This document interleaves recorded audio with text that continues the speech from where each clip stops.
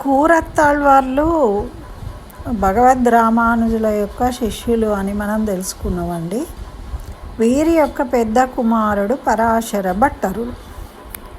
అయితే ఈ కూరత్తాళ్వార్లు పరమపదించినప్పుడు అంతిమ సంస్కార తిరువధ్యయనము అనే కార్యక్రమాలు నిర్వహింపజేస్తారు.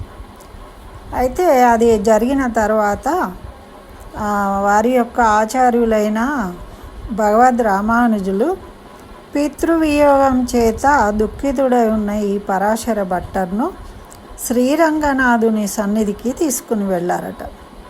వెళ్ళినప్పుడు అక్కడ ఏం జరిగిందంటే ఆ పెరమాళ్ళు భట్టరు వారితో, వత్స దుఃఖించకు, ఇకపై నీకు మేమే తండ్రిమి తల్లిదండ్రులము అని చెప్పి దత్తత తీసుకున్నారన్నమాట.